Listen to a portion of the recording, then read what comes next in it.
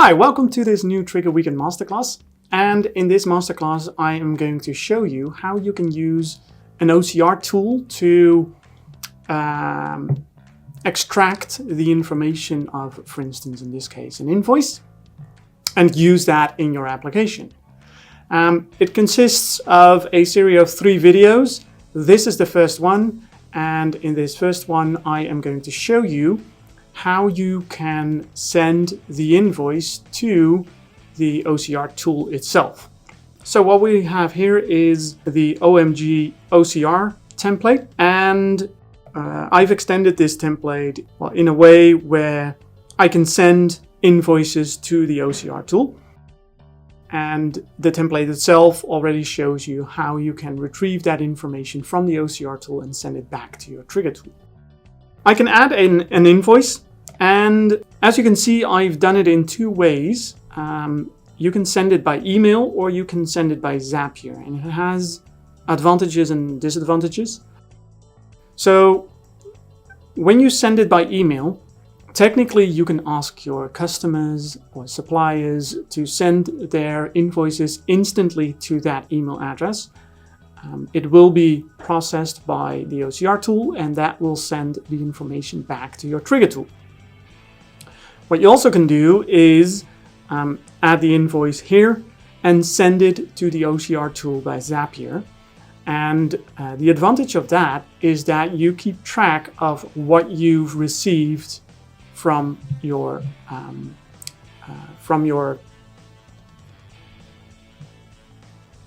suppliers and all the invoices that you added. So if I would first of all send an invoice by email, I'm going to select an invoice. And for instance, this one, 203. Well, let me change the file name a little bit. And I'm going to send this by email.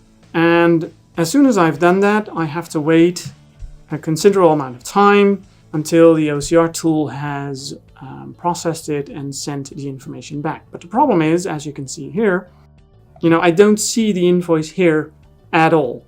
So I can't keep track of all the information that's sent to the OCR tool.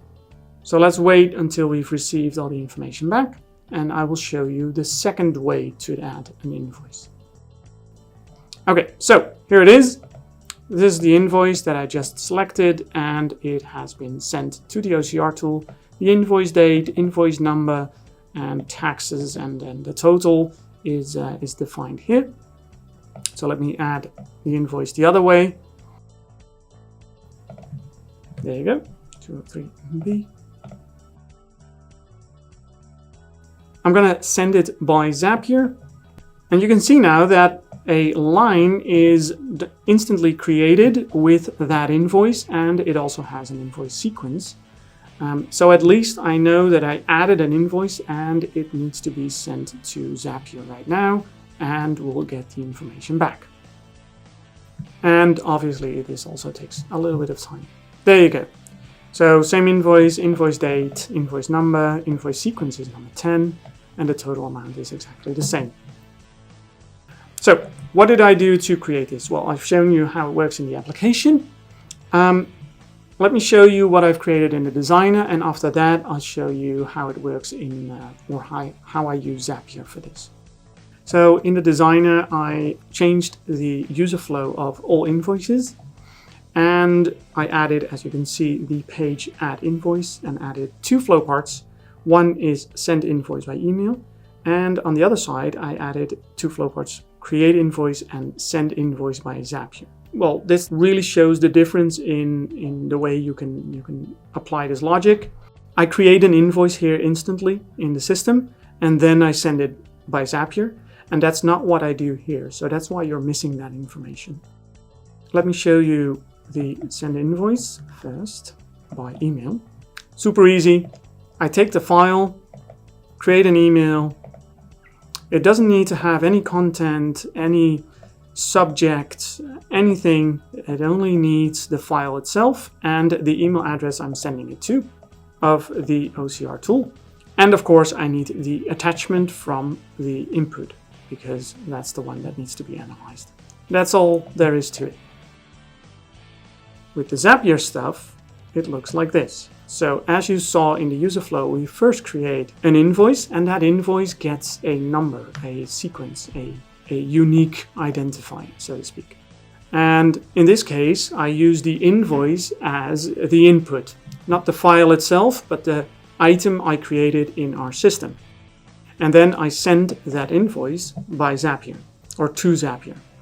And I select two items in this case, and that is the file, as you can see here, invoice, and the invoice sequence. And the reason why I select the invoice sequence is because as soon as I receive the information back, I would like to link it to the invoice that I've sent to them, and I do that by using the invoice sequence. Okay, no need to be changed. That's it. So what did I create in Zapier? Fairly easy. I created a Zap, which is triggered by Triggre, of course, the send invoice by Zapier. And then in this case, we use as an OCR tool the Docparser.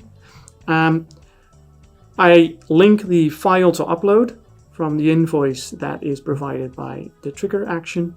And as you can see here, we have the remote ID, and that is the invoice sequence that I also send to Zapier so that I can link it in hindsight. So two ways of sending invoices to, in this case, Docparser to be processed.